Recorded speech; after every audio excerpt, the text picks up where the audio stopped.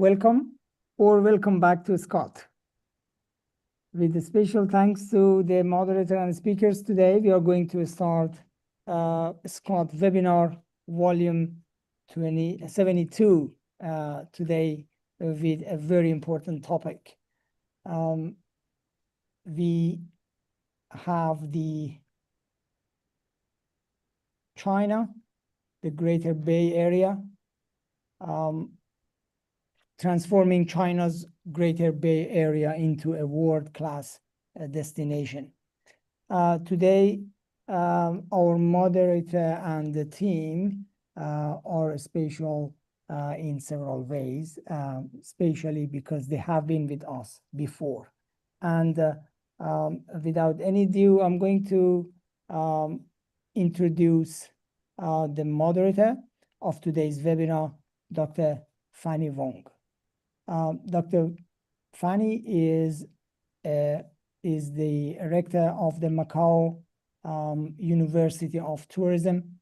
She sits on Macau SAR government's Tourism Development Committee, Talent Development Committee, and Education Committee. UTM is a public institution of higher education in Macau that offers undergraduate and postgraduate degree programs and professional training in tourism and hospitality. UTM has won international acclaims for quality of the programs, established vast international network, and built good relationship with the industry. Dr. Wong has participated in numerous tourism research and training projects initiated by the local government and intergovernmental organizations such as United Nations Economic and Social Commission for Asia and the Pacific, United Nations Educational, Scientific, and Cultural Organization, and UN Tourism. The organization represents the first organization that got accredited by UN Tourism, TEDCall accreditation. And we are very pleased to have the distinguished team with a new and important topic. Dr. Fanny, I pass the floor to you without any ado, and please introduce your great team for us. The floor is yours, Fanny. Thank you very much, Kazan, for inviting me back to host another Scott session. I believe this afternoon or morning, to some of you, the discussion will be very interesting because the topic, I think, is very relevant to our tourism industry. It's about China, particularly about the Greater Bay Area. So as we know, China is the largest urban market in tourism in the world, right?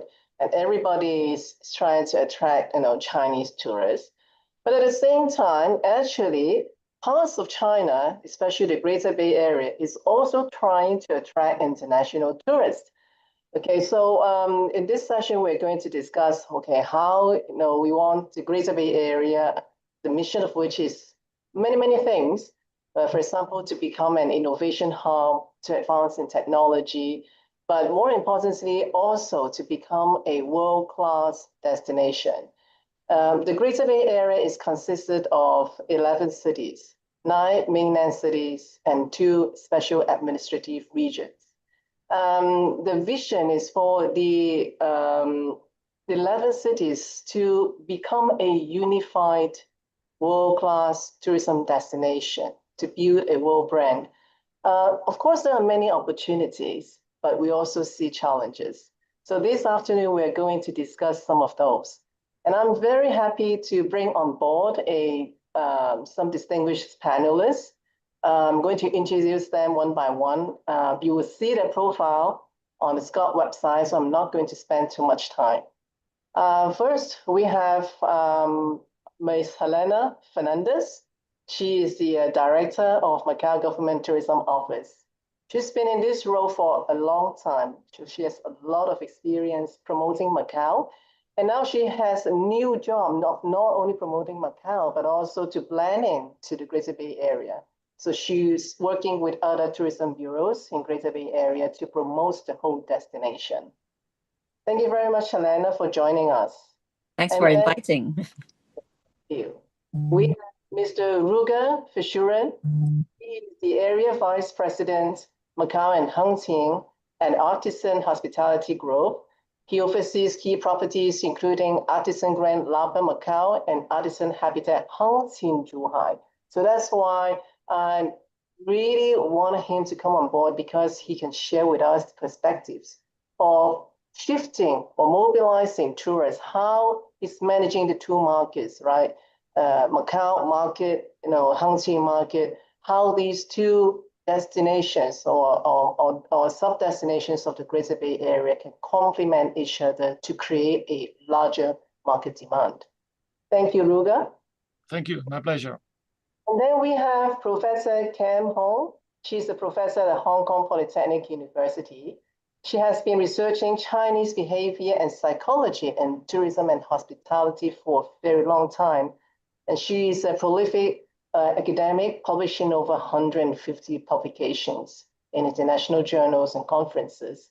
She was named as 2024 top scholar by Scholar GPS and the world's top 2% most cited scientists single year in 2021, 22, and 23, based on the Stanford University-led compilation of citation indicators.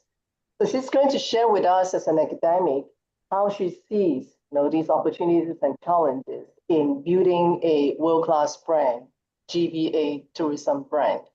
Last but not least, we have Mr. Stephen Liao joining us too.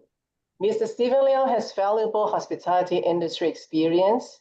He has worked in the food and beverage sector, hotel sector, and now he is holding the position of director for both the international travel departments and customized travel departments at China Travel Service Gongbei Port, Guangdong. So his expertise lies in a wide range of customized travel services for both inbound and outbound markets. I'm sure he's going to share with us his insights about the development of this, what we call a unified Greater Bay Area tourist market brand. Okay, without further ado, I would like to start the session off. First of all, we are going to hear from our panelists. They have prepared some very interesting content for us. So we are going to let them share with us first, and then we will have some time for discussion. And of course, I'll defer to Kasem if we have further time for Q&A from the audience. All right, so our first speaker is Mr. Ruger Fishuren, because we just saw that he has prepared a very comprehensive, very nice PPT that can guide us through the whole concept of GBA for those of you who may not have a very familiar idea with. So he's going to tell us a little bit about GBA and also hospitality industry in that area. All right, the floor is yours, Ruger. All right, thank you very much, Fanny. Very kind of you for your introduction.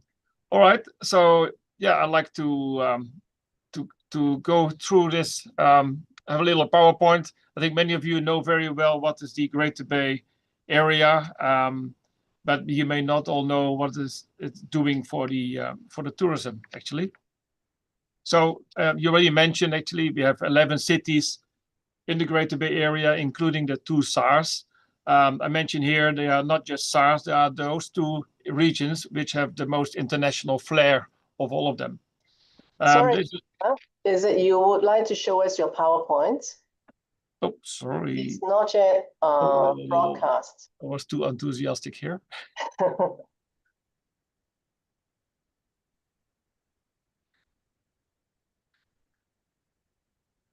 Okay.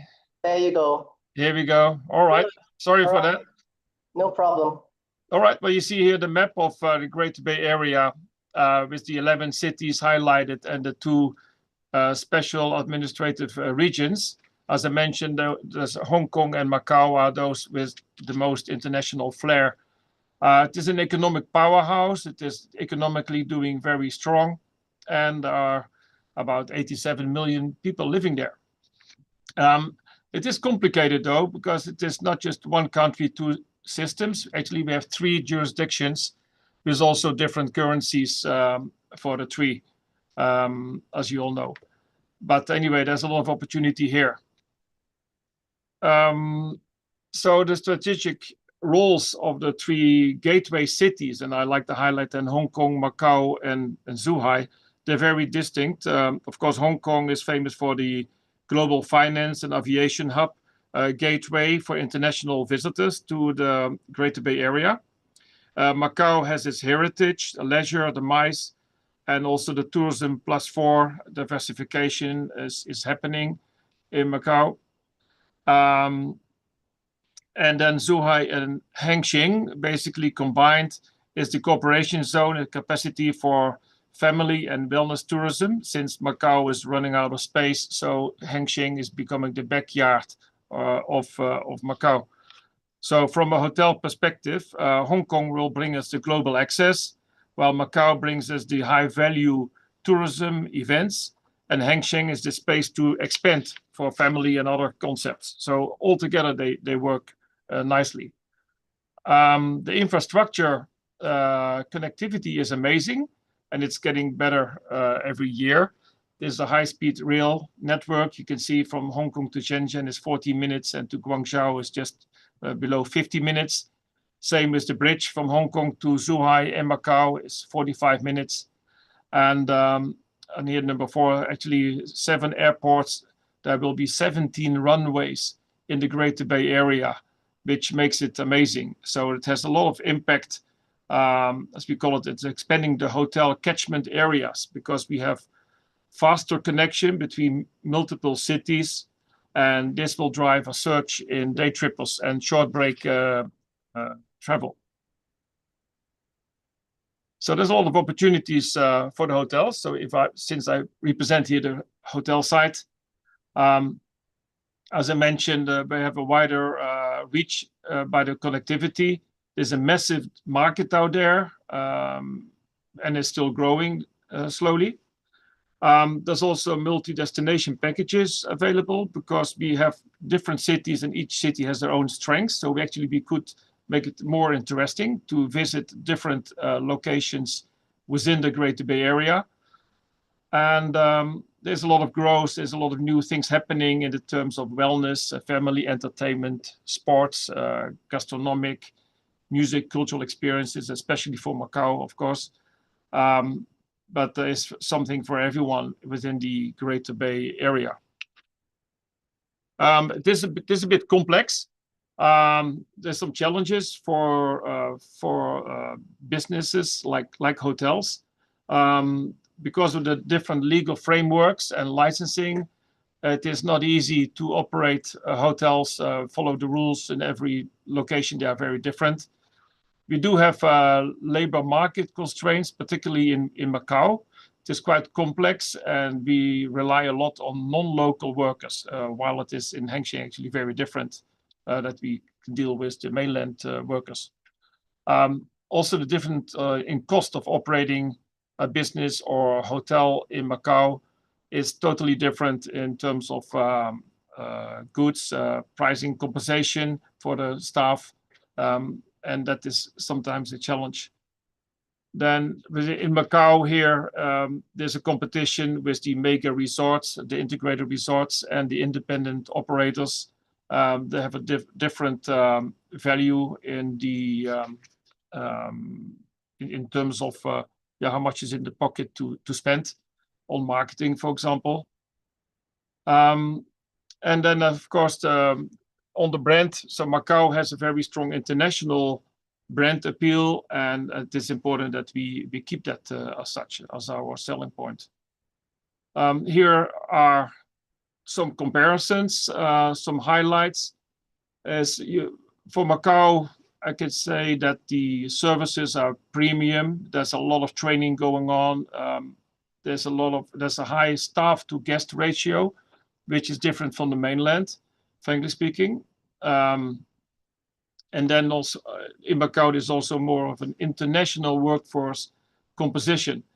We have staff from different countries, so many of the employees speak English very well, and that is sometimes the challenge in the Greater Bay Area in the other cities. But Macau is very small, and that makes it all very expensive. So construction costs are high, and there's also just not much space for extending anything else here. So the value of tourism is very high. Also, this high spending. The hotel rates in Macau are generally higher than in mainland. So then we go to the mainland side. So yeah, for hiring staff, it is a lot easier. We have for our hotel in Hengqin, there's no problem to recruit staff because we can tap out of over 1 billion people basically, and we don't need to worry much about any quota or like this. And also the salary is actually a lot lower than Macau. In general, it is much cheaper or much more economic is a better word to run a hotel there. The supply chain it's more choice. It is at a lower price. Construction cost is lower, so it is very much in favor to run a hotel at a lower cost in Hengqin or in mainland than in Macau or Hong Kong. On the quality service standards, they are good, I must say. However, Macau has much more that urge for Forbes-rated hotels and very quality driven, and that has a lot to do with the gaming, of course, and the enormous amount of money that is available by the gaming operators, unlike in the mainland. Other highlights here, well, diverse customer base. In the mainland, there is more of a domestic leisure and business MICE travelers than international. So Macau is, of course, and Hong Kong, much more international in terms of tourism than in the mainland. We see that in many ways. Let's consider the time a little bit. So if I look at what should be done immediately if we want to build a Greater Bay Area with as one tourist attraction, is that we need to promote those routes between the cities and integrate the experiences across the region. I think at the moment everyone is just doing their own thing. It's almost like a competition sometimes, but I think the mindset have to be changed. And the easiest or the best way to start is probably by having joint marketing initiatives with the different cities. And also we can create packages from the hotel side that we combine Macau entertainment, attractions in Hengqin, there's the Ocean Kingdom, for example, and in Hong Kong can be urban experiences. One thing that also is an obstacle for the Macau hotels is that the digital payment platforms like Douyin and Redbook and WeChat Pay are not easy to work with in Macau. So we cannot easily open those accounts, which are crucial for advertising Macau side. And in the mainland, of course, this is much easier. On the long run, I think it would be good if we can see regulations in the Greater Bay Area that will enable a smoother cross-border flow. It's already in progress. We can see a lot of ease going between Macau and Hengqin with the visas. That has changed a lot, and I think every month or so there's something new happening. What I'm not sure what we have yet is one Greater Bay Area destination brand. So how can we go out to the international market and say, well, Greater Bay Area, this is one product? I think it's still very much different products. So as Hong Kong and Macau can be the international gateways to the Greater Bay Area, but then each of the cities could have their own sort of character, I think. So yeah, I call it, well, this is two regions. This is more related to Macau and Hengqin probably. we promote it still. Hengqin promote their own thing, and we promote ourselves. And I know MGTO is working very hard to combine it. But we need to push more together with the commercial side, together with the hotels and everyone else in the tourism industry, that we create one destination, that people know that this is one destination. You can go to Hengqin and Macau as one, and you can travel between the two. You can do shopping in Macau, and then you go to see the Ocean Kingdom, or you play golf, for example, in Hengqin, and the next day you come back. So that's all has to happen. And then of course the other cities in the province or in the Greater Bay Area must really come forward with what is their strengths. Many people, those who live in Macau, wouldn't even know what exactly is there special about the other 9 cities. So this is something that we need to work on. But there's an enormous potential. We have this. We are very close to the Southeast Asian region and also North Asia. We can see that from the visitors coming to Macau and Hong Kong, and it's just we need to find reasons to get them into the mainland, into Greater Bay Area. All right, so this is my first round. Okay, thank you very much, Rutger. Thank you for, first of all, introducing us to the significance of GBA. Why, economic-wise, it is significant?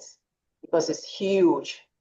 It's simply huge, and that there's a lot of potential in tourism developments. Already much is going on, but you would like to see more, and I can see you already touched on the opportunities and challenges. So I'd like to hear from the government's perspective. Government tourism office is doing, from the government's point of view, you're pushing a lot to gel all these resources in Greater Bay Area together to form a unified destination. But of course, you have encountered a lot of challenges as well, but you also do see a lot of opportunities. So I'd like to pass on to Helena to share with us her views about the Greater Bay Area development as a world-class destination. Thank you very much, Fanny, and also thank you to Rutger just now for doing a lot of the basics, as well as your view from the perspective of the private sector as well. I actually do agree with quite a lot of the points that you've put forward. From my perspective, obviously, from the government side, if we talk about the Greater Bay Area is relatively more recent kind of branding for this entire area of the 9 cities in the Guangdong province, plus Hong Kong and Macau, the 2 special administrative regions. However, if we look back into history, the collaboration between Hong Kong, Macau, as well as Guangdong has started way before the branding of the Greater Bay Area. We first came together to promote Guangdong, Hong Kong, and Macau in 1993, which was quite like 30 years back already. So that's why people will tend to know more about Guangdong, Hong Kong, and Macau, the 3 places, rather than the Greater Bay Area as we call it nowadays. So I guess there's a lot of work for us going forwards.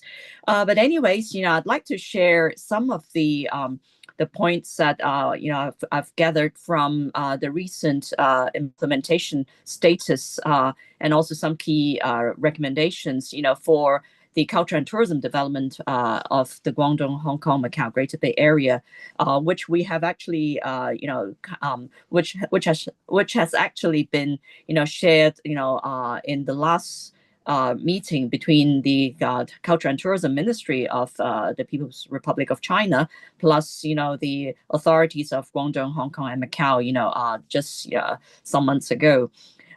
It's actually, the Greater Bay Area is a very, very big development plan. It does not only cover tourism, it also has, many different perspectives in terms of infrastructure development, in terms of transportation development, in terms of also how we can ease border, crossings and all that, But under the entire plan of the Greater Bay Area, there is also a specific culture and tourism development plan, which has been commissioned by the Culture and Tourism Ministry of the PRC. And under that, every year we would review, what are the implementation status and, and actually what work needs to be done for the future. It's more on the government side, I must say, so going forwards, I guess, although we have a very, very good foundation in terms of the government, the different government entities, working together very, very, I would say in a concerted way. However, I think that, going forwards, we need to also involve more the private sector, even academia. Well, actually, academia to a certain extent are also involved. But I think, on the commercial side, probably a lot of work still needs to be done. Well, obviously, according to last year's implementation status, we see post-pandemic, in terms of post-pandemic recovery period, there are 5 major characteristics of the GBA's culture and tourism industry. On one side, both, I would say all 3 parties, so Guangdong, Hong Kong, and Macau, are coming under a new stage of building in terms of what we call a culture and leisure Bay Area. Guangdong is now developing. Besides their city tourism, metropolitan tourism, they're building a lot of integration of tourism with their cultural areas, trying to put also some of their previously in the industrial commercial areas into tourism related activities. So there's a drive in that particular sense to involve not only the more touristy areas, but also the not so touristy or traditionally tourist areas into putting them into tourism as well. In terms of Hong Kong, there's a lot of integration of culture, creativity, sports, tourism, MICE development, and you can see that Hong Kong is now trying to do a lot in terms of mega events as well, post-pandemic. Macau, obviously, we're a very, very small place. We can't forever just develop the tourist areas. So there is a very big drive into revitalizing historical districts to try to promote the integration of culture as well as related fields. The government has come up with an adequate diversification plan, what we call the 1+4 plan going forwards, which is trying to use tourism as a leading industry to develop 4 new emerging industries. One of them is finance. Second is high tech. The third is of course, the financial industry, and the fourth would be the convention, exhibition, plus culture, creative industries, as well as sports. So that's the one of the characteristics of the post-pandemic recovery. A second characteristic is the development in terms of infrastructure. The Shenzhen Zhongshan link that opens a very new, I would say, a very, very new way of helping the transportation link become even more integrated. So we have the big bridge between Hong Kong, Macau, and Zhuhai, but at the same time, we also have an inner circle of Shenzhen Zhongshan, which also gives us another possibility or another solving of the bottlenecks in terms of the integration of tourism routes. The third characteristic post-pandemic is, I don't know why, all of a sudden concerts have become a major highlight in performance arts. All of a sudden everybody is developing a lot of concert-related, economy, and that has become a very big, kind of business, post-pandemic. On the fourth side, and particularly for this year, culture and sports events, is becoming a very, very big impact as well. We will have very, very soon in November the National Games happening in the Greater Bay Area. So on the sports side, that will give us a very, very big push. There are a lot of cultural integration as well, which happens. So that has opened up also another avenue to try to create a new ecosystem for the entire Greater Bay Area. And fifth characteristic post-pandemic is innovation-driven, upgrading. We see, the cruise operations in Nansha, also Shenzhen. We also see, say, for example, now a very talked about new topic is what they call low altitude low altitude economy, which means things like unmanned aerial vehicles. So all these are becoming new drivers or new kinds of characteristics post pandemic for the Greater Bay Area development. So with all these new drivers or these new characteristics, there are some 6 policy recommendations going forwards. First of all, we want to optimize all these new key projects, and strengthen the cooperation amongst the Greater Bay Area cities. Try to, as much as possible, remove some of the obstacles that we are seeing, either in terms of border crossing, or visa policies or other kinds of transportation developments. Secondly, we also want to promote the integration of the culture and commercial ties, and to build a culture and tourism brand. So it's not just trying to to work on the government side alone, but I think there are a lot of commercial entities that we need to involve in terms of to make it really commercially viable going forwards. Thirdly, we also need to integrate the resources that we have. As much as possible, don't duplicate what the others are doing. Try to make the entire Greater Bay Area a comprehensive area, interesting for people to visit, but not going the same way. So people don't find there in terms of product too much duplication amongst ourselves. Fourthly, obviously, there are new markets to explore, say, for example, youth tourism. Why not leveraging the youth to actually try to let them understand, what we stand for as the Greater Bay Area, and so that there is more possibilities to to develop in the future. And on the fifth recommendation would be to leverage better all these transportation links, make them really viable. It's very good to have very beautiful, I would say, big pieces of infrastructure. But if we don't use them well, on the tourism side, I think we only have done our half of our work. And finally, I think we need to really promote ourselves as a world-class tourism destination as a whole. Right now, I think we have people understand what is Guangdong, people understand what is Hong Kong, people understand what is Macau, but they might not understand what is the GBA, Greater Bay Area. So I guess there is a lot of work still cut out.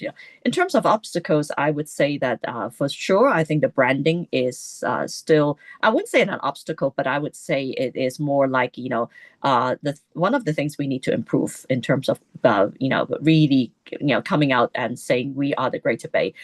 We are not just Hong Kong, we're not just Macau, we're not just Guangdong, we are the Greater Bay Area.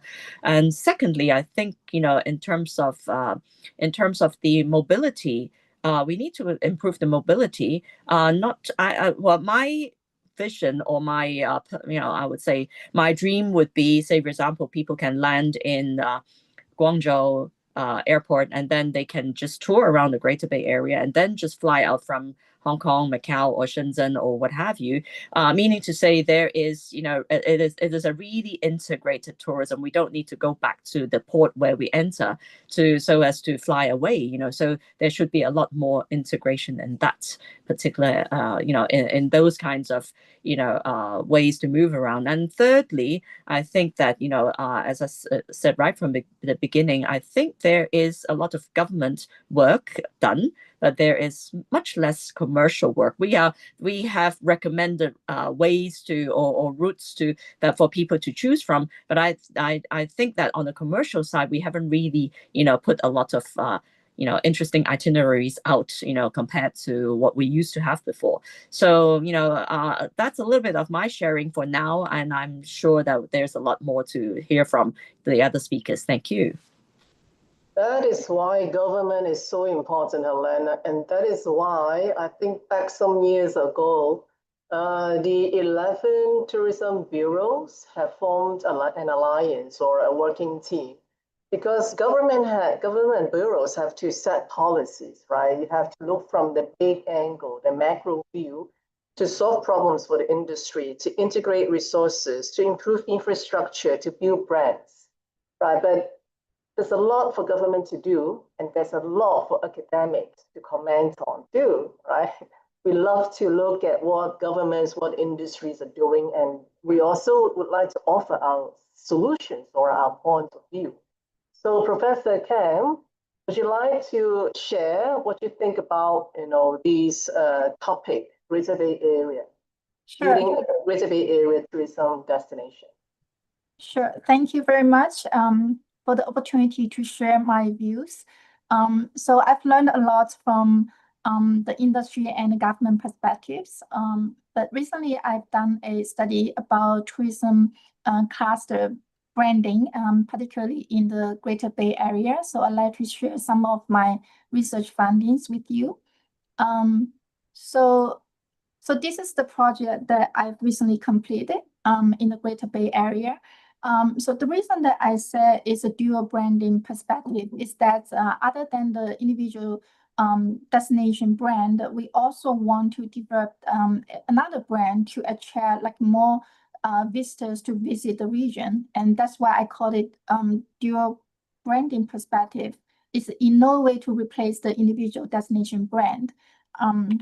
So the project objective is to develop a cohesive brand for the GBA tourism in order to drive more traffic to the region and also to unlock the aggregated potential of GBA tourism.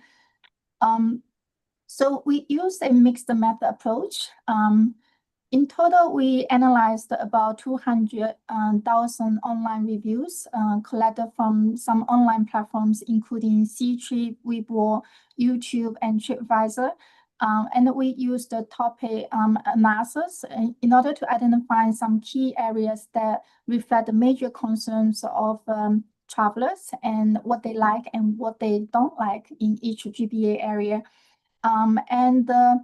Other than the big data, we also conducted 142 interviews with the locals in GBA cities, as well as the tourism officials and the industry professionals to understand like how the industry and the locals view the GBA tourism branding.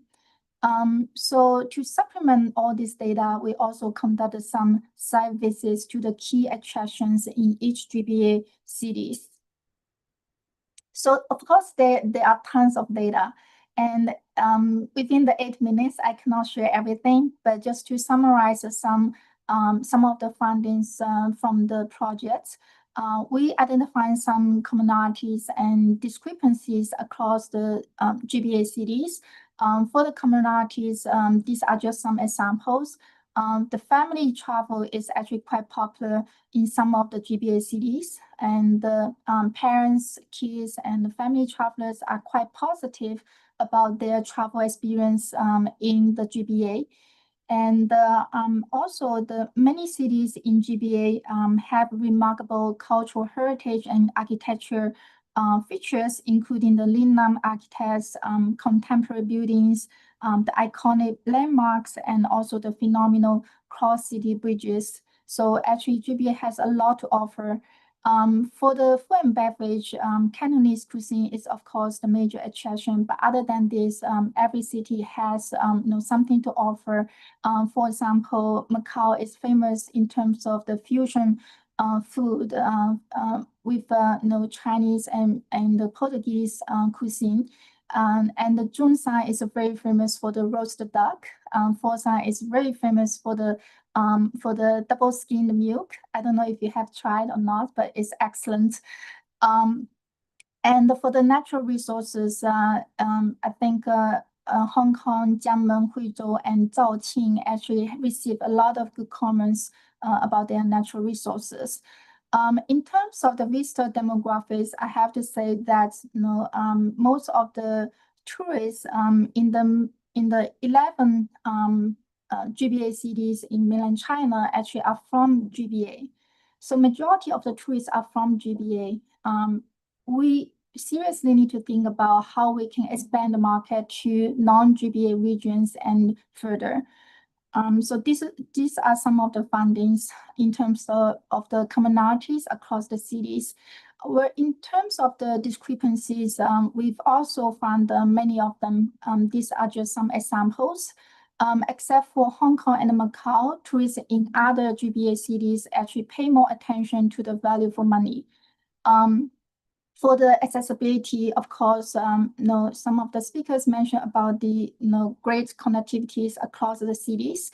But within the cities, actually, other than Hong Kong, Guangzhou, and Shenzhen, many other cities are lacking the metro system coverage and have very low convenience in terms of the public transportation. So that would bring some challenge for the travelers to explore the city when they are attracted to the GBA. For the unique tourism resources, every city actually are very unique in terms of their tourism resources. Combine everything together, actually you present much value to the potential customers and attract them to the GBA region. In terms of the tourism marketing, I have to say Hong Kong and Macau have a very strong global branding and reputation. However, the other cities actually have a very low recognition in the international markets. So I think the GBA branding can actually help those the other smaller cities. So what do we do with all these findings? We have to develop the dual branding system for the GBA cities. Other than promoting the city brand, we have to develop the regional brand in order to maximize the value of the GBA concept. So at the moment, we are very weak at this because when we visit different cities, we ask that the locals and the travelers, actually, they don't have much understanding of the GBA tourism. And it's also being reflected in the big data as well. Most people don't mention about GBA when they travel to those 11 cities. So this shows that the market doesn't have a very good concept about GBA. And the branding is not yet established yet. So we have to work on that if we want to maximize the value of the GBA concept in tourism. So what we recommend is to develop the super destination for the GBA tourism. GBA has much potential in terms of attracting the travelers from other regions and countries if we work as a whole. We identified the 3 major target markets, including Chinese travelers, international travelers, and those Chinese travelers from the northern area of China. Because GBA is located in the southern area of China, it actually has a very good climate and very appealing culture to the northern markets in mainland China. However, they don't really have much understanding about GBA yet. So there is a huge potential for us to explore. Of course, if we want to develop the GBA brand, we have to work on that. And these are just some recommendations for the consideration. When we developing the marketing campaign, we have to work further. And I have more detailed information provided in my project reports.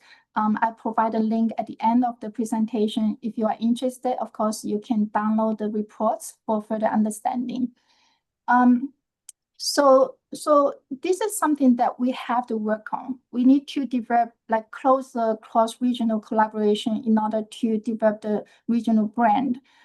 We need to create very strong image for the GBA, with all cities working together. And the branding strategy has to be unified. Instead of competing with each other, we have to promote the same brand to the regions outside GBA. We also can develop some cross-city events, and examples include these are just from our imagination.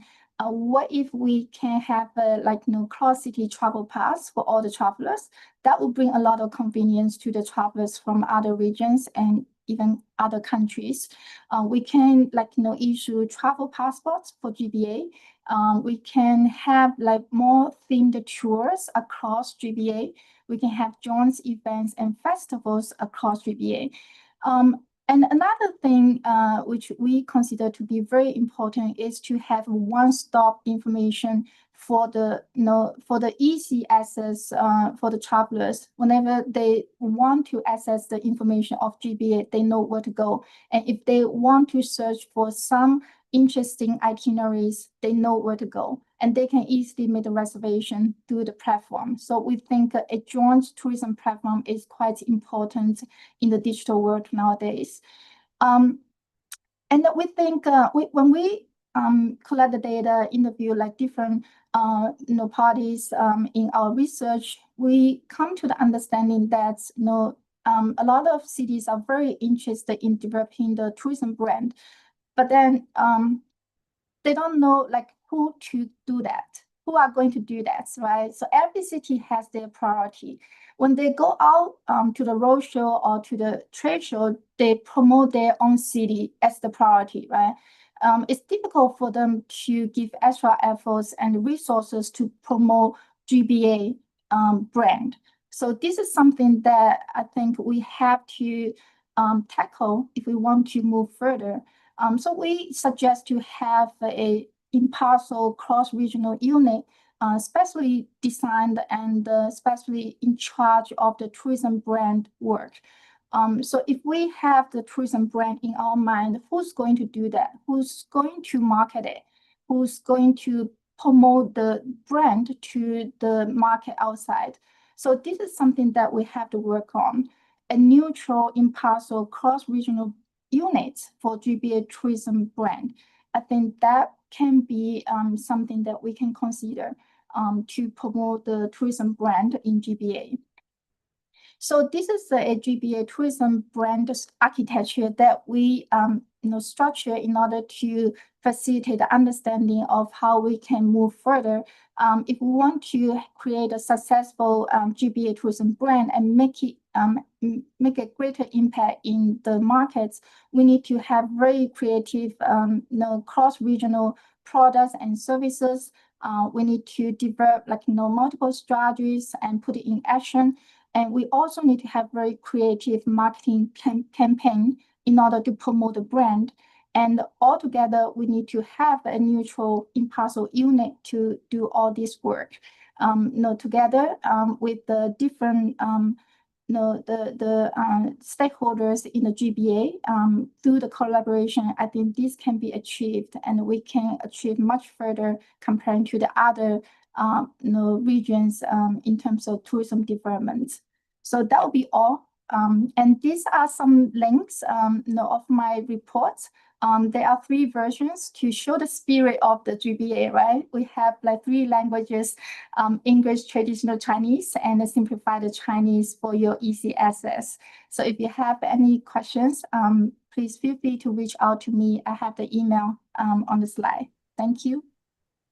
Thank you very much, Cam, for reminding us of our commonalities and our differences. True, but if everybody is the same, then there's really not much interesting to come to GBA, right? So, but the important question is how we turn this competition mindset, like Ruga mentioned a while ago, into what we call, I remember as co-opetition, right? So there's several parties, they collaborate for common goals, but at the same time, they could have their own other objectives that they compete about, but collaboration larger than competition. I think that is the state of things nowadays in GBA. For sure, these 11 cities, they have their uniqueness and they have their priorities. But we understand that it is really a national objective to build a unified brand, and this is also for our own good.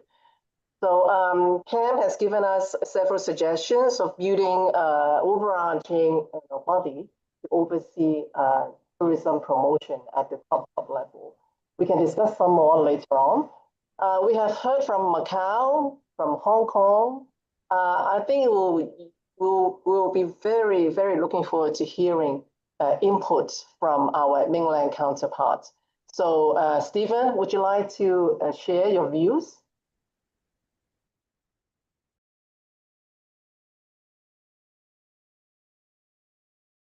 Please turn on your mic.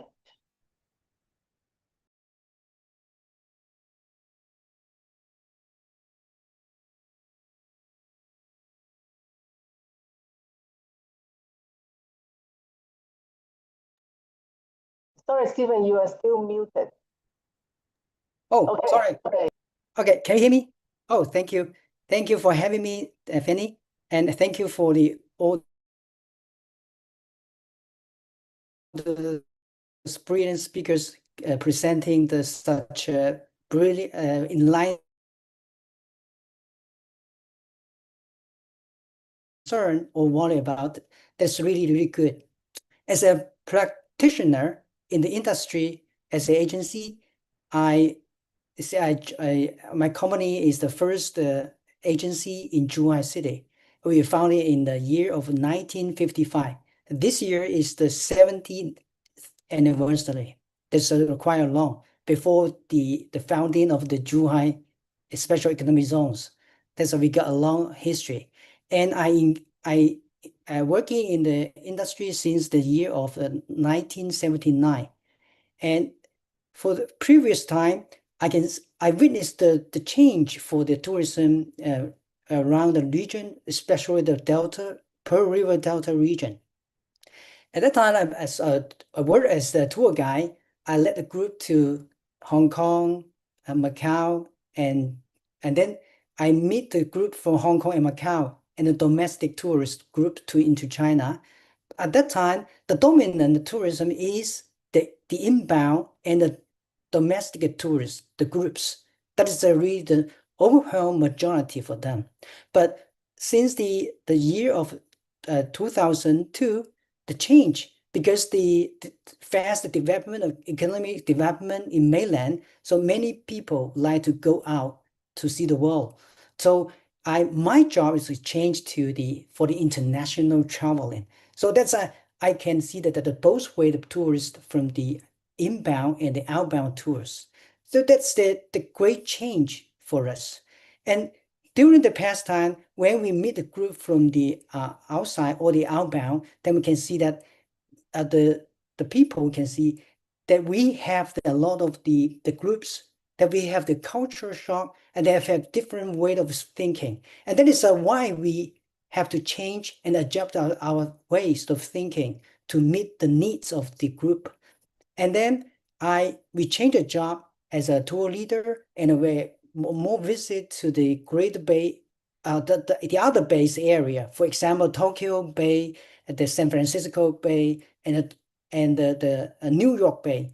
So we can see the difference between them, among them. So my point is that when we now as the new concept of the Greater Bay Area, that we met the shortage or the challenges for that. The first one is that I just encountering that there's a firewall that I need how to communicate with the outbound region easily because we have the firewall. And the second is like the way of the communication. Anytime when we contact the outside, the cooperation agency or the provider or the commercial or the hotel or the singing spots or other vehicle or anything else in the outbound, the only way they would like to use the email for the communication. But you know that we have the QQ, we have the WeChat. That is a way for us. We are not get accustomed to that. So later on, we think that, oh wait, maybe it's this way, a different way. So we have the comparison between the two ways. We need to adjust our thinking and the way. And another one is that we got the challenges that the tour guide we are lack of the minority language tour guide. So especially for the Portuguese or for the Russian or the Thai speaking tour guide. Another one is they got a high pay just so that's why we have to face the challenge for the competition for the price as a travel agency practitioner. So we have to face that the challenge. And another one is that just now I'm so glad to hear that Cam say that she offering the brand that's a, and if you to want to improve our brand of the GBA, what is that's really confused even the experienced traveler. They don't know how to search the keyword on the internet. Is it I search the Hong Kong or Macau or Canton or Guangzhou or Zhuhai? That's really a little bit confused. I'm so glad that Cam can share that it's a great way to solve this problem in the future. I believe that we can promote our brand more popular in the world. And another one is that we have the different kind of categories of the tourists. For example, the FIT, that is an individual traveler, and the family, or the OTA. And my company, and I'm engaging in a customized tour in a traditional travel agency, that we really got the challenges that we got a lot of the that we lose a lot of the market because we just focus on the personage, the communication. We have to talk to the people, the travelers, and on the site and face to face. And the people more like they would like to change the way of travel. They would like just book a ticket, book a hotel. That's a very popular for them. And then especially for during the COVID-19, that is the time that we change a lot. But we thought that it's a really difficult time for us, is that during the COVID-19, but the true challenge and dilemma is for us that it's the post COVID-19. That is, we are encountering the difficulties for the income of the families, the decreasing. That's the true thing. I think one more very important is that I think the tourism can be an intriguing factor for them to build their confidence to vocalize their confidence on the economy. So, and now more and more people would like to go traveling abroad, and that is the way we had to face that. But our market will maybe change to that. The situation is that for the study tour, for the charter group, and we may pay more focus on the MICE. A lot of things we can do for that. We have the cooperation with the OTA, the online travel agency. So that's we have to survive from this bad situation. And we know that, and even we are the most comprehensive travel agency in Zhuhai City. We just visit a lot of the other markets. So fortunately, yesterday I went to attend the Guangzhou for attending the Guangdong Tourism Expo, and I'm glad to see that Shenzhen, Macau, and Hong Kong, and many more cities are using the promotion with the bilingual in English and Mandarin. That's really friendly for promoting our area. For example, in Zhuhai, we can see that just the brochures, all the leaflets that for promoting that to the outside world. And this is a Macau. This is the brochure menu, and also the map of Macau. What is most highlights that I see that Shenzhen really use an innovative way, and they cooperate with Lonely Planet, which we call the Bible of the tourism. Then you can see that Lonely Planet, and this is not a charge; it's a free of charge for promoting that. It's very professional, and I think it's a very international way for promoting cities. And then I can see now we are facing the dilemma of the a little bit bad situation, economic situation. Still, we can have the hope and for promoting that we have the opportunity to promote our great area. One thing is that as one of the biggest challenges, last Christmas vacation, we successfully organized the Hong Kong Scouts Jamboree in Zhuhai, and we are the main entity to hold this part, this kind of activity. And as one of the outdoor activity buff, I love the outdoor. For example, the biking, the cycling, or the climb mountain, and for the hiking. So we can see the camping even in Hong Kong. That I think is another ways for the young generation we can meet the market is that we try to make a new way to attract more people and let the mainland China and Macau and Hong Kong come together. That is another way for them, for us to cooperate, to learn more from each other. And that's why we are able to organize that the jamboree for the Hong Kong Scouts 2024 last year. And this is for the very first time for the cooperation in organizing and holding such a great event for us. And the government of Zhuhai is very, very pay a lot of effort on and holding this section. And that's a very good example for us to cooperate, and we can learn the way from Hong Kong and other people from the world. The campers they come to Zhuhai, and that's really, really amazing and a good opportunity for us to cooperate, to learn more from that. And from the past years, I received many tourists from the other countries, for example, the Southeast Asia, from the European countries, and from the North American countries. Then we can continue use that kind of the skills, and we have the experience use them. So I still have a hope to run the business and promote our Greater Bay Area. That's why we have the study tour together. Also, there's another market for us. Not only that's the domestic study group, but also from the European countries. And we have the groups from now we have the groups from the Europe and the North American to come to Zhuhai and Pearl River Delta, and even the domestic tour.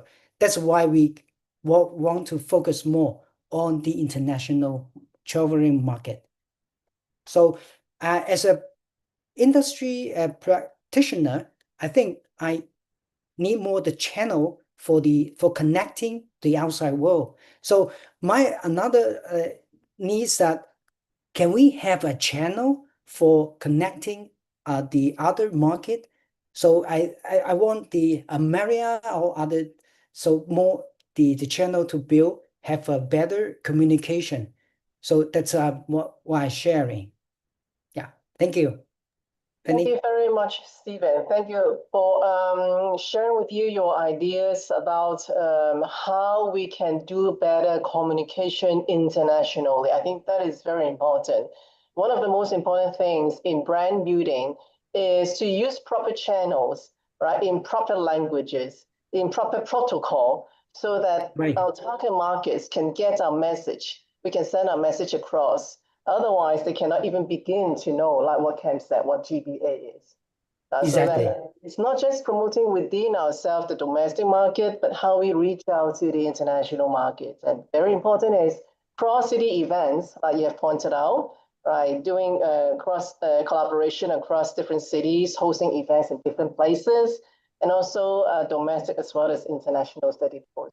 Students are very interested. In fact, we are doing that, some of those activities that you were mentioning a while ago.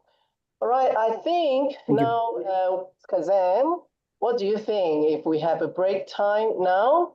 You see a nice video and then we come back for further discussion? Yes, perfect. After this big brainstorming, I think we need a bit of brain rest, and we come back after the video, and we accompany you with the panel. Thank you very much. I think my colleagues are going to show the video. Thank you.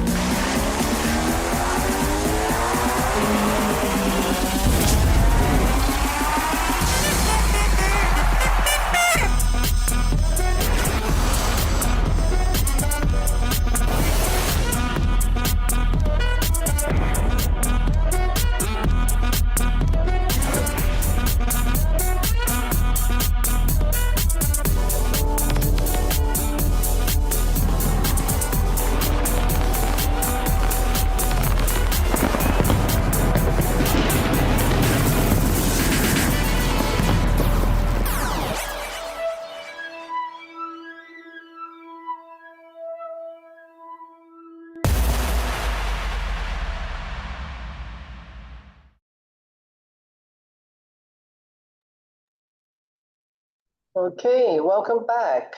Kasem, you want to go ahead? Perfect.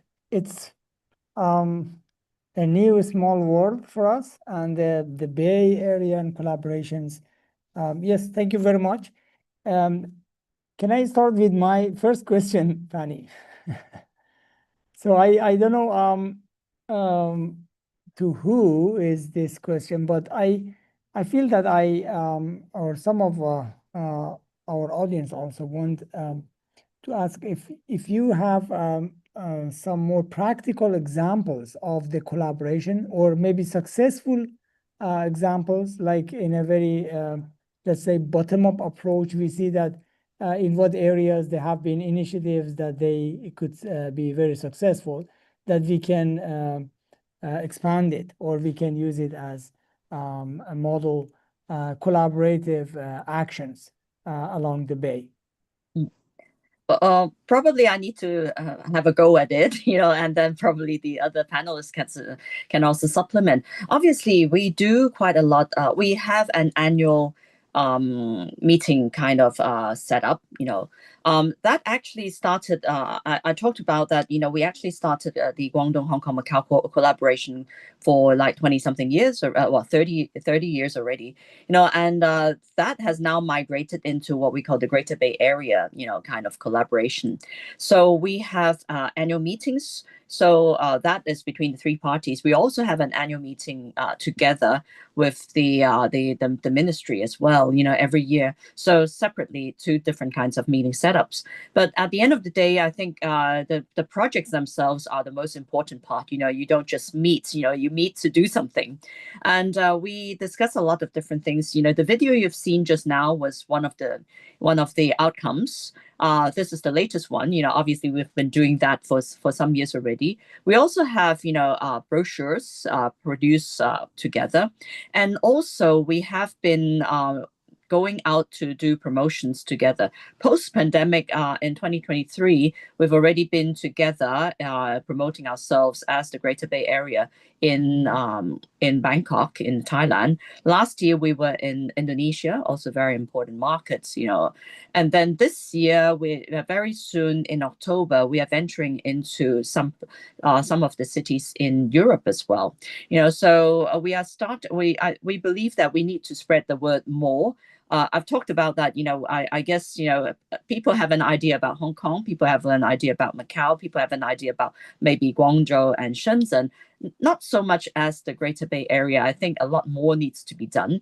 And also recently we have been, since last year, we've, actually even before the pandemic, but then obviously post-pandemic last year, we have been also inviting, other places like, people, to film kind of TV programs or travelogues about the destination, because I guess nowadays people tend to look at social platforms. They tend to look at all these kinds of different video programs, rather than reading a lot of brochures. And I guess, this is a very, very important way going forward, that we need to actually devote more into creating video content, into making the Greater Bay Area more visible, overseas in different places. So yes, I guess these are things that we are, very, very much doing. And also, every now and then we meet each other. I was just able to, also have a conversation with the Hong Kong Tourism Board. They just recently, changed their executive director, which is one of our old friends as well, who used to be the previous executive director of the Hong Kong Tourism Board. He's come back now. So we are looking forward to actually, move forwards with other new areas as well. Thank you, Maria. I think it's great in terms of the governance and the joint marketing efforts. I think is really amazing.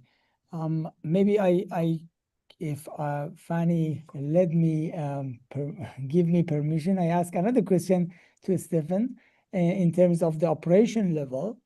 What are the examples of joint operation? For example, are some tour operators along the Greater Bay Area as one destination are sharing one itinerary, for example, one route, or they co-organize or cooperate the tour, something like this, to sell the Greater Bay Area as one destination? Yes, and mostly we cooperate with the Hong Kong and Macau's agency from the tourists from the Southeast Asia. But as the problem is that for the Greater Bay Area is that our region is not the first choice for the tourists. But they would like to first visit Shanghai, Beijing, or Xi'an. But actually we have because we are the China Travel Service, one of the member, the units. So we have the channel for we have from them.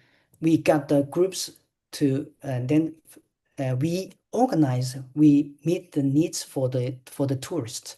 So that's we have that kind of channel. But actually, that the more market we need is that from the European countries. Not just only because Southeast Asia, most of them are the overseas Chinese. So that's I think it's we need to enlarge our market from that.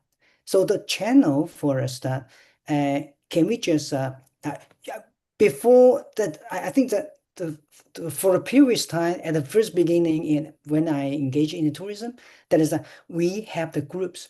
They will visit. After they visit Beijing, Xi'an, or the Silk Road, and then they come back to Guangdong, and then fly back home from Hong Kong. That's one of the reasons. And I think it's a great way for all the better access from the first stop. If it would be the Guangzhou or Hong Kong or Macau even, that would be much better for us to organize that. So actually, we have the cooperation with them, very good cooperation, but we want to enlarge the market. Thank you, Stefan. Thank you. Fanny. Okay, yes. Picking on Stephen's point and also Cam's comments just now about how we can reach out further to the international market, how we can project this unified brand image better in the global arena. Do you still remember that Hong Kong and Macau are supposed to be super connected, right? We are supposed to be leveraging our network, our international network, to pull along the advancement of other cities' tourism development. How do you think that Hong Kong and Macau are playing out this role, playing this role? Are we really doing a good job, or what more can be done? I'm just throwing these questions to any of you who would like to address this. If I may, maybe say something first. Please, Ruga. Yeah, I think it's not just Hong Kong and Macau. It's probably also maybe other cities in the Greater Bay Area. I think everyone is very protective, and maybe COVID has something to do with it, because all the commercial entities got really seriously hit.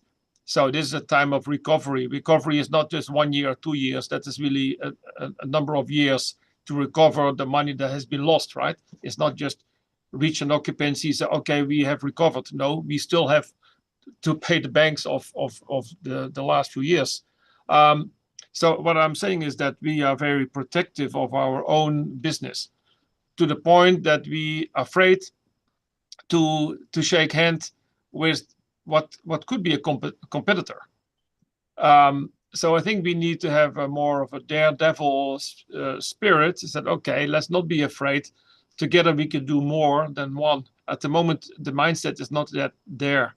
I think we very much think about okay, we protect Macau, and Hong Kong does their own thing, because they are afraid that some tourists from Hong Kong may slip out and go to Macau, and Macau is afraid that we lose business to Hong Kong, and now Macau is afraid we lose business to Hengqin.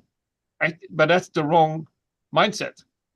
But that takes time. I think the government has the right mindset already, that we sell one destination. We really want to combine things. That's why border crossings are now so easy. That's why the interconnectivity is taking place, and the regulations start to integrate, between Macau and Hengqin for sure, and maybe also with the other cities. But from the industry side, there's still very much sort of a wait and see approach. So I think that probably has to come first to change the mindset. Now we have a few hotels in Macau, and also one in Hengqin, and we see it as a role, it is a must for us to collaborate together, and we create a lifestyle cluster. So actually, we want our guests from Macau to stay in Hengqin, so we support the hotel in Hengqin, of course. So we have packages in the market that you can choose 2 nights or 3 nights, and you pick your hotel, and it is one price. And then it is an internal breakdown on the rate structure. But it takes time. I think travel agents are still a bit worried also, because the logistics to bus a group from Macau over to Hengqin and then back, even though it is possible by sharing by the new visa regulation, it's still sort of a logistic issue. But over time, I think this will be sorted out.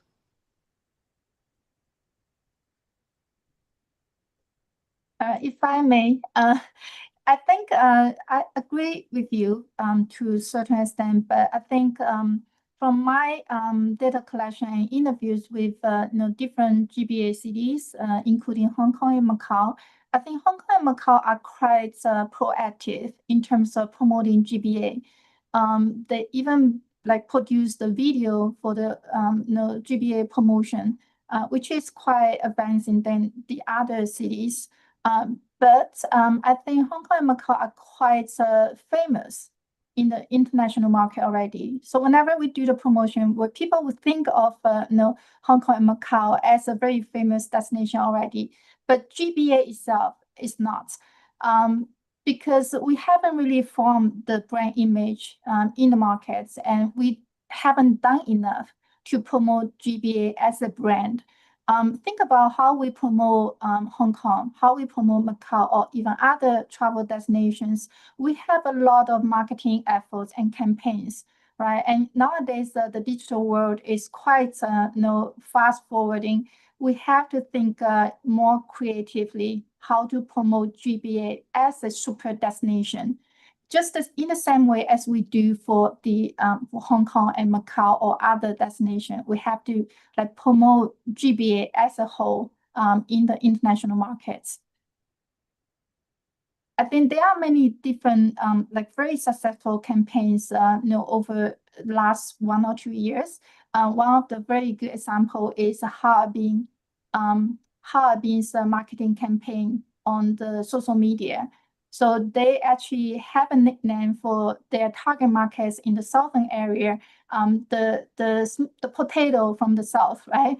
So they even wrote out the whole campaign on that. And I think I saw the campaign and I really it really enticed me to visit the destination. But GBA doesn't have that. No, many of our markets outside GBA don't know about GBA. They don't have the image in their mindset when they make a choice of destination to travel. GBA doesn't come into their consideration set. No, they will pick up Hong Kong, Macau, or Guangzhou, Shenzhen individually rather than going to GBA. So we don't have such kind of innovative marketing campaign yet in order to promote the GBA as a whole brand. Can I say something that actually we maybe for our travel agency we can provide for that we use the package tour, including for example the 5 days or a week for them to have a package that is the first stop will arrive at Hong Kong, and then it's Macau, and then to Zhuhai, and by the high-speed train or by the vehicle or transportation anyway. For the rest of the 9 cities in the mainland, we can choose the different thing itinerary. For example, for the cuisine, just now you mentioned that is the famous snacks. Some are the intangible food that's really delicious and more. Actually, they already very popular overseas. For example, when we went to New York, went to Paris, they would like to dim sum a lot of foods. Really, and then when they come to the original place, they would like to try the authentic one. We can make that such a kind of a different thing itinerary. And other is for the South China culture, especially the traditional way. I think it's maybe a better way for the overseas or the relatives or the family around them, the tourists, they would like to come to visit the South China. So actually the Great Bay Area is really that we call the Linnan, after the 5 regions of the South China. So that's a very long history. Maybe that is one of the main attractions for them. So we are trying to make the different thing package for them, for the promoting to them. So that's my suggestions that we provide more attractive the scenics. One thing is that actually in Canton we have the most advanced recreational park or the recreational activity. For example, 20 years ago in Changlong, we watched the very exciting and brilliant the acrobatic show. And now it's popular in Wuhan city, in the inner city. So that means we have at least 20 years advance than theirs. So that we can use the opening, the window, the showcase for them. So we try to use that Changlong is Changlong Ocean Park is one of our signature theme park in Canton, right? And also we have the international theme park, for example, the Disneyland and the most luxury hotel in Macau. And more is that we have now it's a very popular dance called the Yinge dance in Chaoshan region area. So we can combine with them. According to the needs of the market for the 5 days or even 7 days or 2 weeks itinerary. So we can provide them. But the thing is that how to promote that. I know that Hong Kong and Macau more international. They have the channel. So we find for example, the K-Look or other the travel agency in Hong Kong and Macau. We find a way for the cooperation, a tight cooperation to promote our products. So that's my opinion. Thank you. Thank you. Kazan, do we have any questions from the floor audience? I have one suggestion that I read.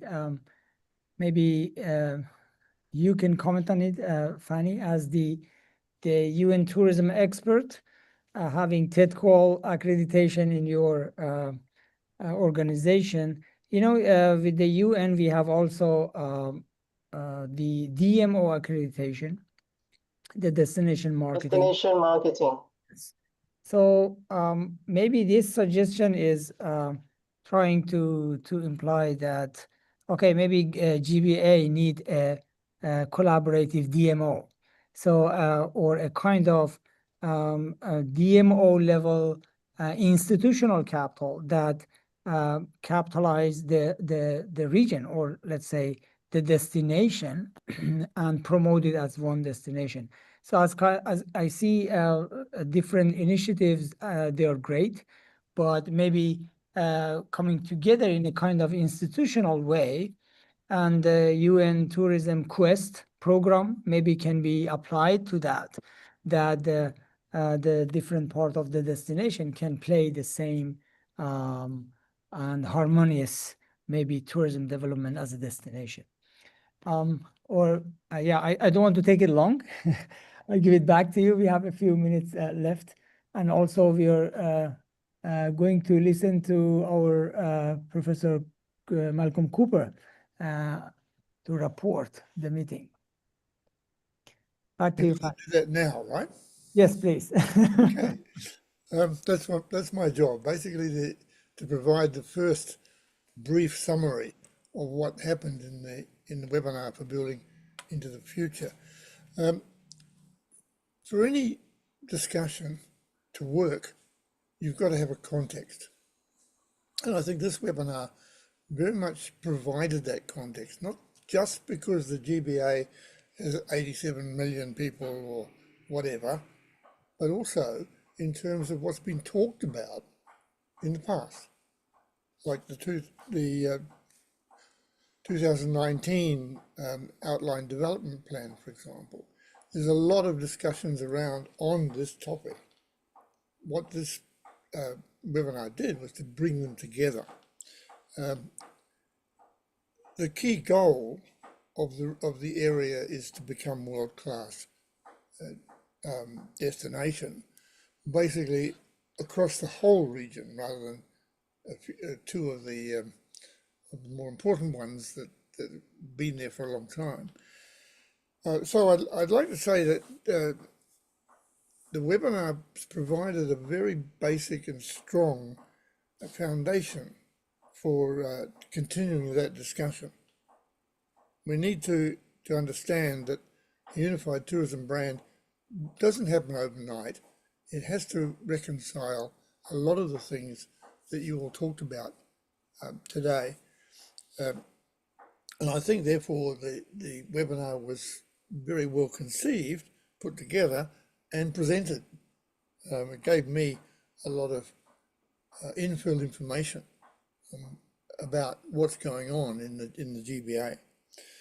The key areas for future discussion, though, are this cross-border and cross-legislative, couldn't get that one out, could I? Legislation and so on. How will you reconcile those differences? And I think we did talk about that today, and that'll be a thing for the future. ESG or sustainability, what specific resources do we have in the GBA? How can you put those all together in terms of environment and social sustainability? That's a given in all these discussions, but I think, again, it's done very well in this particular webinar. Leading, finally, my almost final comment, to the branding of the GBA. I think you identified a lot of the strategies that have been used and the problems that occur. The interesting comment about a channel is important. You have to be able to bring together the work that's been done and the future that exists and service both of them. So in my view, I think this webinar is very effective and I hope you enjoyed it. I think future discussions should focus on the practical mechanisms for achieving those goals.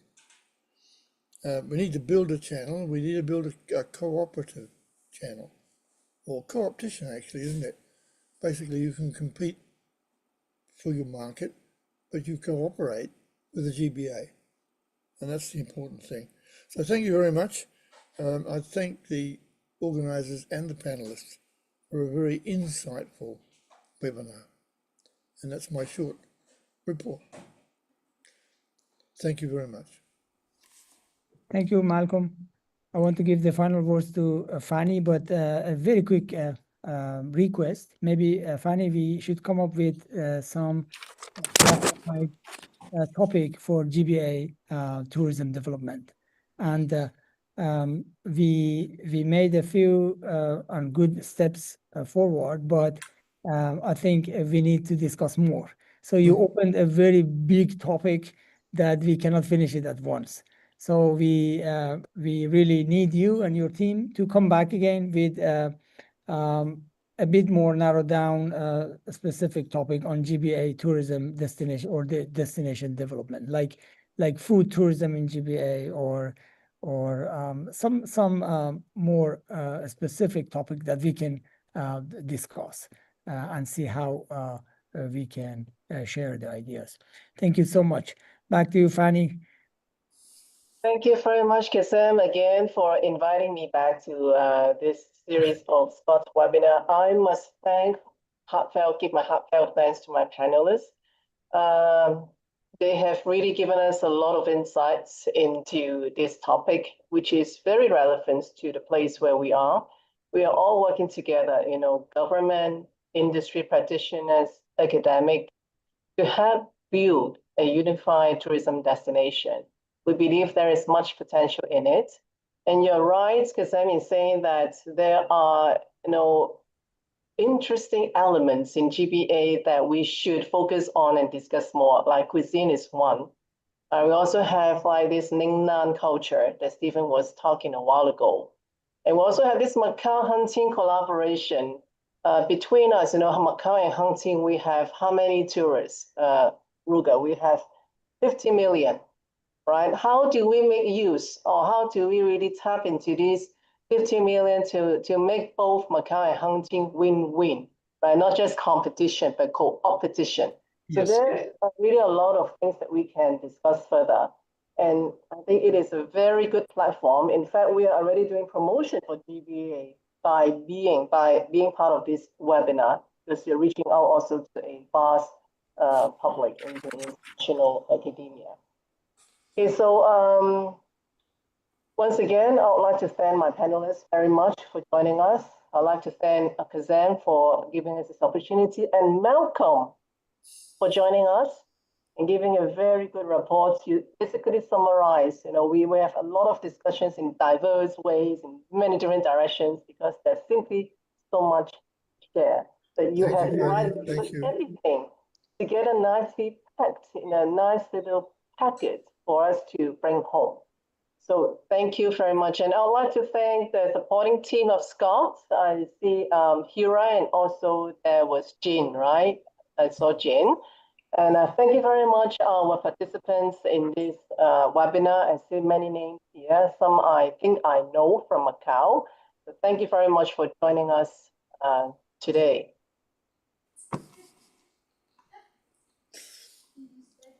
See you again soon. All right. Have a Yeah, nice weekend, everyone. Thank you Thank for you, joining. everybody. Thank you.